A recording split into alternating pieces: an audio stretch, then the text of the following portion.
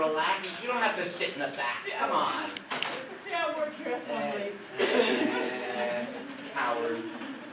Hello.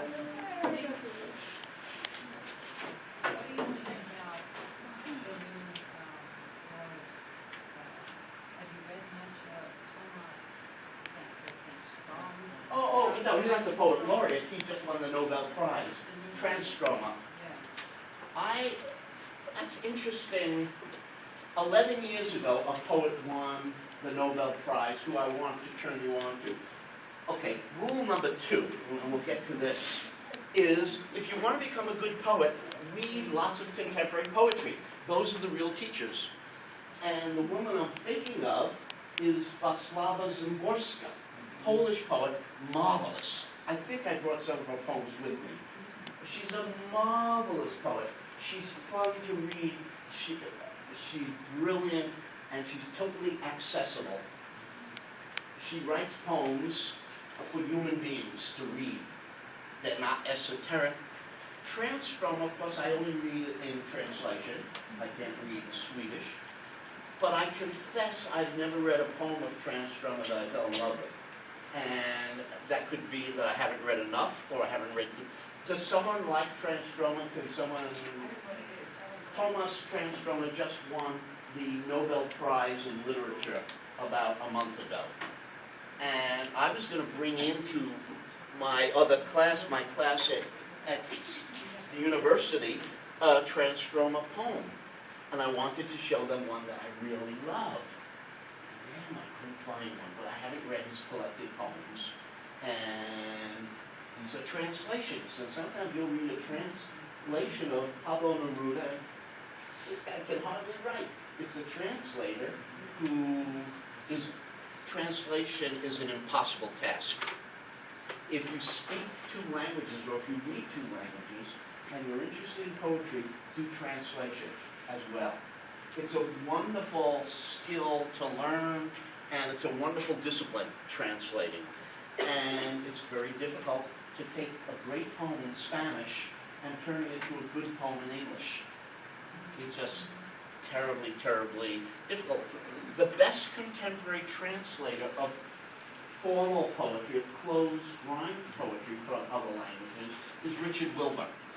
His Anna Akhmatova translations are wonderful because he can do the rhyme in English and still turn it into a wonderful poem. Let's look at Wilbur's poem, To Pardon, and talk about it. Let me give you guys. Does anybody need copies of the poem? Yeah, would you give it to these guys back there?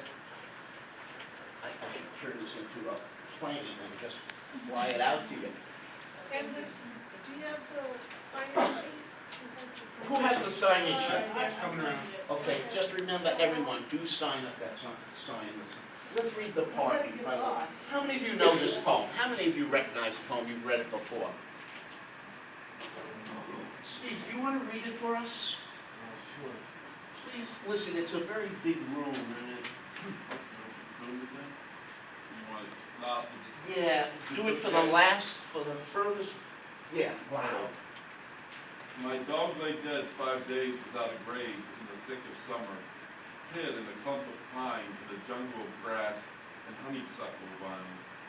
I, who had loved him while he kept alive, went only close enough to where he was to sniff the heavy honeysuckle smell, twined with another odor heavier still, and hear the flies' intolerable buzz.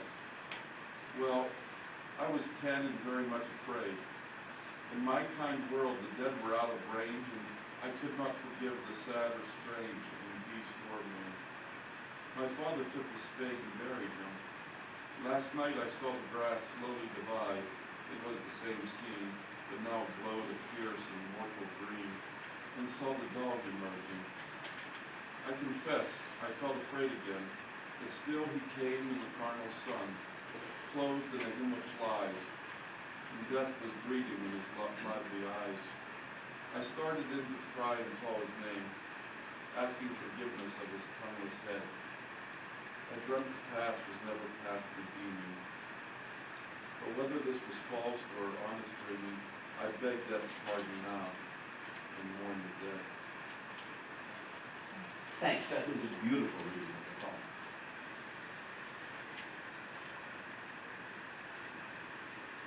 Let's start talking, not technically, but we want to do that too, about the quality of the poem. You know, what is going on in the poem and what is successful. I hope you, needless to say, I hope you like the poem. And if you don't, that's fine. You know, lots of different people have different tastes. So you don't have any obligation to love the same thing that other people love, just because I say I think it's a perfect poem. Yeah.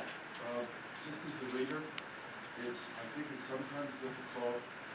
I love rhyme, but rhyme is very tricky, even for a reader. Why is I rhyme know if I was tricky? mulling back to things I love, and I love that whole sing-songy, but that's a different tradition. It's just tricky in contemporary, even trying to read. Why? That's absolutely on point. Yes, it is. Why is it difficult? I think because in contemporary poetry, what we love is that natural, the velvet hum of the human voice, that natural spoken word. Yes. And rhyme's not always natural, so you That's have it. to fit it in. Thanks. Absolutely.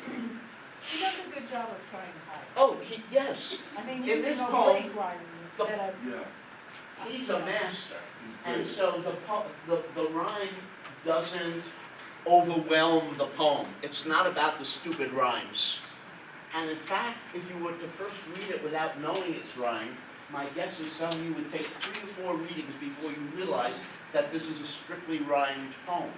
It's also strictly metered poem. But that doesn't get in the way of him communicating his story, the narrative, and the emotions.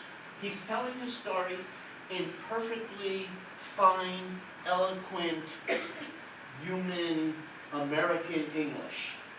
And by God, it just happens to rhyme. And that's what you want out of rhyme. Once rhyme starts taking over, it can be disastrous. If you're doing it for comedy, if you're doing it with a certain amount of sass, you know, if it's a rap or a hip-hop, and, you know, the rhyme is kind of part of the energy, it's part of the attitude of the poem, you know, that's different. But in serious poetry, certainly in the 21st century, in the 20th century, rhyme can easily get in the way if it's not done well. Much better not to use end rhyme. And that's end rhyme is what we're talking about. End rhyme. Because there's rhyme all throughout the poem. And in the poems you're going to write this weekend, are you making a mess again? Yes. All right. Good. In the poems that you're going to be writing this weekend, I want lots of internal rhyme and echoes of vowel sounds called assonance, and consonant sounds that repeat called alliteration, and repetition of final consonant sounds, which is what Emily Dickinson did experimentally and brought into American poetry. Instead of using rhyme, she used what we call partial consonants.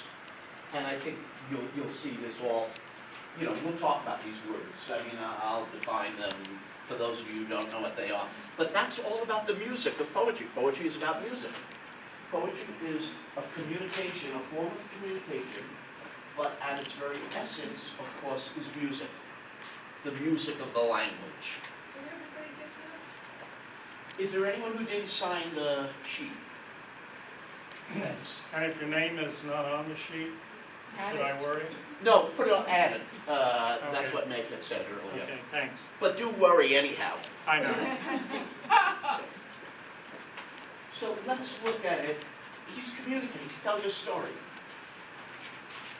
Now, lots of poets in the 21st century don't communicate very much. I mean, I couldn't find a transcrima poem in English anyhow, an English translation, where I even quite understood what the hell he was talking about. That's very common in poetry, you know. It sounds laughable, but the truth is, contemporary poetry is somehow ultra sophisticated and difficult, and lots of poets don't care whether you really understand what they mean because somehow they feel you didn't get it anyhow. It's called trust the reader. Whenever you hear someone say trust the reader, no, don't trust the reader. It's the writer's job to communicate. It's the writer's job to do that work, to communicate with a good, decent reader. That's what used to be called a common reader. So I would like you, for the exercise of this weekend, to write poems that are 100% coherent, that talk in any language you want. I mean, you could, low diction, high diction, you could play with the language as much as you want, but so that you know that a decent reader will be communicated to, will get what you're trying to say. And in a sense, what one is saying, if not thematically, is the story. And even a great lyrical poet like Dylan Thomas has said that all poems at their root are narrative, tell a story. And this one certainly tells a very obvious open story. Who will, give us a summary of it, a sentence or two. What is the story he's telling? And read it over if you want, because sometimes, if someone else reads it, read it over. What is the narrative? What is the story that he's telling?